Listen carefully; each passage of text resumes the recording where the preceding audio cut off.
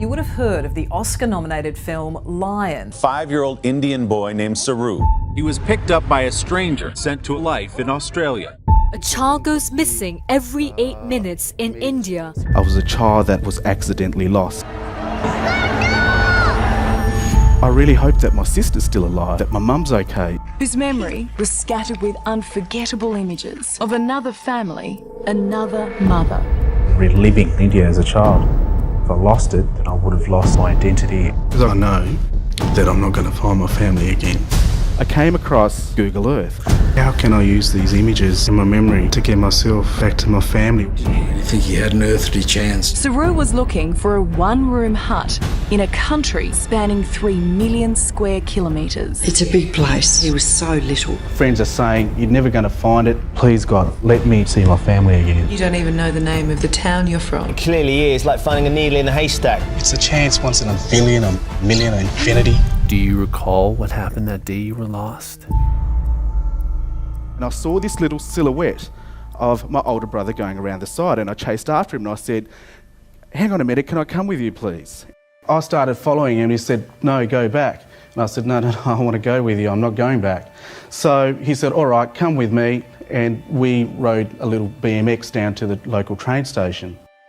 We got there about 9. And I was quite tired and sort of weary and sleepy. I'm only sort of 5 years of age, and it's past my bedtime. And so I grabbed my brother's hand and we stepped off the train and onto the station platform, and I saw a chair in front of me, and so I pulled my brother towards it. And I sat down and my brother said, stay here for a minute, I'll come back to get you. I'm not too sure if I was asleep for about half an hour or 2 hours or 3 hours, but when I woke up, my brother was nowhere to be seen. And so I stood up, looking to the left, looking to the right. There's a train in front of me there at the station. Whether it's the same one that I came on or a different one, I'm not too sure. And so I boarded the carriage from the platform, thinking that it was in the carriage. So you fell into a fitful sleep, thinking that when you woke up, you might be home or you'd see your brother again. When you did wake up, where were you? Well, I don't know where I was. I knew I was on a train that was hurtling on the railway with a scenery out the window that really resembled nothing that I really knew. And it was such a panic. Because I ran up and down and my heart was just going triple time. I was so scared. This is just a runaway train going to somewhere that I don't know. That's the last memory I've got of him. Is that a tough one? Yeah, it is a tough one.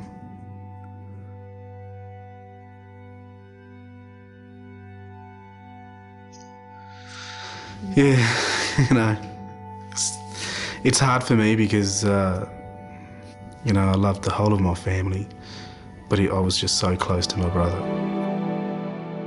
Saru's eldest brother, Guru, was his idol and the closest he had to a father. He always held my hand when I walked with him. I sort of, put my head up and looked up at him whilst we were walking, and it was just a big smile. It was almost like security and I'm safe and I'm with him. 5-year-old Saru couldn't know that the train would take him nearly 2,000 kilometres across India to one of the most populated and unforgiving cities on earth. But when you arrive in Calcutta, there's a sea of people trying to get on the train. I was so scared. It was such an alienating place. I've never been here before. So many people, and all I wanted was my brother and my mother. Everyone was shoving and pulling, and I was just a tiny little boy. I just cried and cried and called out to my brother, but he was never there. I know that I'm not going to find my family again. Saru would find a family of sorts in this tiny orphanage. Out of all of those children, do you remember Saru? I do, because I spent a lot of time with them. The Indian government declared me a lost child of India. I was adopted out to Australia, to a Australian family. When Saru was first with us though, and we'd go out to the supermarket or whatever, it was invariable that Saru would find something on the floor, be it a coin, a hair clip. He'd always come home with a little thing, and the kindest little one that he ever gave to me was this beautiful little butterfly. But he said, oh, no take. He was worried that I thought he might have. Because I said, oh, where'd that come from? And he just pointed to the ground and he picked up this little thing, and I never made him feel bad about it because it surely helped him to survive in India. You put up a map of India in your house. Why was that important? We had no idea where the boys really came from, but we wanted to show respect to the country. So the map, of course, was an integral part of his bedroom that he came home to. I woke up every morning seeing that map, and hence it sort of kept the memories alive. I really hope that my sister's still alive. I hope that my mum's okay. Is my brother's still there? Is Gudu still there? I wasn't a child that was given away. I was a child that was accidentally lost.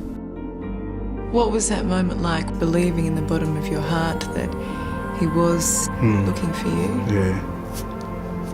My brother, I don't think he would have been a guy that would have given up. You know, he was just like my mother.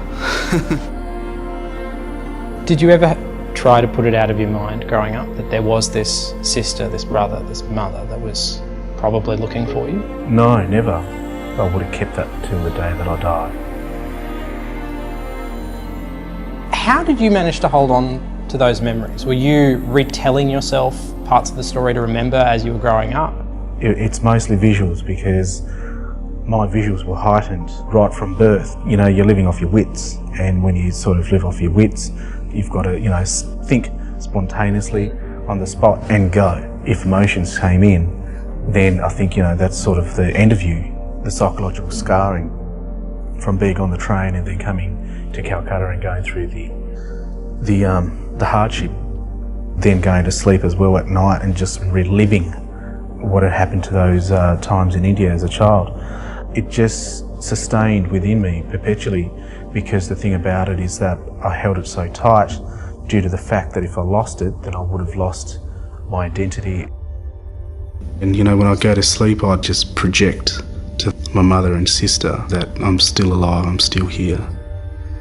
And there will be a day, you know, hoping that we will be together again. One of my friends said, oh, you should have a look at this, it's Google Earth, it's amazing. But then I just thought, well, I've got such a bank of images and memories. Perhaps I could use this new technology and just at least try it. Saru was looking for a one-room hut in a country spanning 3 million square kilometres. And when you look at India, it's so massive, that's impossible. This is the 7th largest country in the world, and you don't even know the name of the town you're from. No. It's madness. It is. I have no idea where it is. You've got over 1 billion people in this mass country with thousands and thousands of train stations, thousands of towns as well. Where are you going to start and where are you going to go? Sometimes, you know, you walked away, you went to bed in dismay and thinking, perhaps I should listen to my friends. And my friends are saying, what's in the past, move on, go forward. You know, you're never going to find it.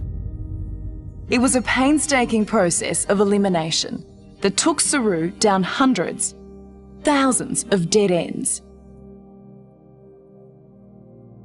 And he didn't just spend weeks or months looking.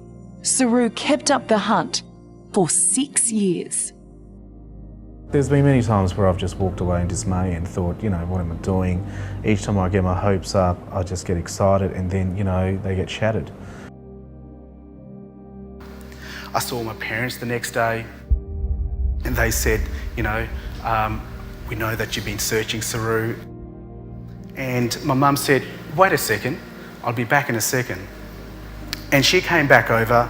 And my mum said, here's a little drawing that you drew back when you were 5 years of age, a map of your hometown. It's got a water tower on the left-hand side, a flyover bridge, a ravine further on, and a train station on the right-hand side. And that's what I'm looking for, in that order.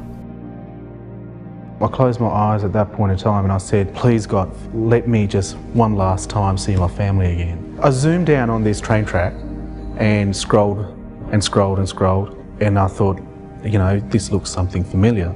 And so I zoomed in and I saw the water tower, and I'm just like, is this a dream? Is this, you know, is my mind playing a game? That was such a pivotal moment in my life. He went into the office one morning and sat down in front of John and said, Dad, I think I've found my home. I think I've found where I've come from. Saru made the potentially heartbreaking journey halfway around the world. The boy inside led him along the old streets of his childhood. I had people talking to me in my head. Is this the right place? Even though your legs are taking you on the road that, you know, you used to walk 25, 26 years ago, I was almost at a point where I said to myself, this isn't the place. Eventually, Saru found where he had once lived. But there was no house, just a pile of rubble. Well, I just, you know, put my hand on my face and just thought, perhaps the worst is actually what's happened, and they're not there anymore. Perhaps my sister's been sold off. Perhaps my brothers are all dead. Perhaps my mother's dead too. But then a stranger recognised Saru's childhood photo. How did you take that news when you heard that Guru had died that day?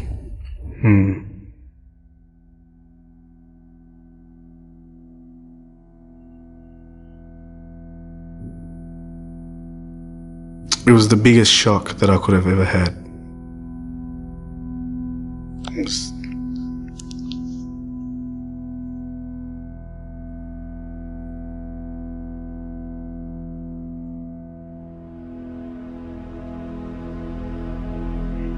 I sort of found it hard to believe, really. You know, sometimes I think, was it my fault? And then that person said, come with me, I'll take you now to your mother. A few steps covered a lifetime. There, at the end of a lane, after 26 years, Saru's mother, Bata.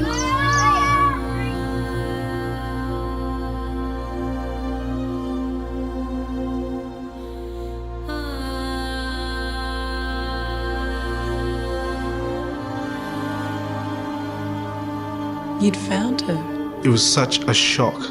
She came forward and we hugged, and I think she was in as much, if not more, shock as I was.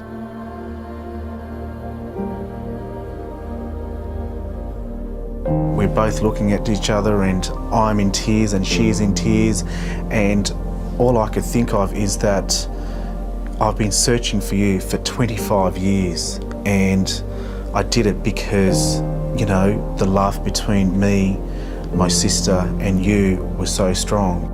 And it's a miracle that you didn't come up empty-handed in your search. It's a beautiful, incredible miracle. We couldn't have been more proud of Saru in the way he undertook his search, because the outcome was so wonderful. This is my mother, Kamala. Hi. Kamala, this is my mother, Sue.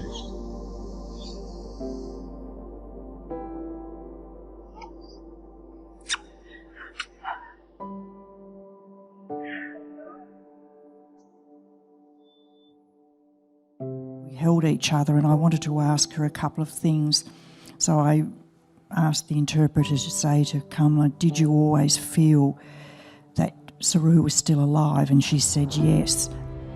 I always knew in my heart that not only was he alive, that he would come back to me one day. That either he would come back to me or I would find him. I always knew this in my heart. Because even though I prayed at night to send the message, I didn't really know. And, you know, for me, that was just the most incredible thing. And I thought, oh my goodness, you know, every night of your life going to sleep in these conditions, trusting that your little boy's still alive. And there I am, standing there in the dirt in the street, and she's trying to comfort me and wipe away my tears, which, you know, I had the blessing of her son. I had the good life. And then she said to me through the interpreter, you know, don't cry, he's your son, I give you my son. He's your son, take good care of him. It's very hard. Very hard, but we're just happy to have the moment that just by miracle this has happened. Who would have ever have thought, you know, from that kid sort of walking through the VIP and meeting his, you know, future family, that, you know, something like this would ever come about. You could have been out of this earth and at a very young age. But the heavens, you know, pushed and pulled, and this is my destiny. Under the umbrella of hope, there is so much other things underlying. But hope is a massive, massive one, because, you know, if I didn't have hope of trying to find my family, I don't think I would have ever sort of got to where I am.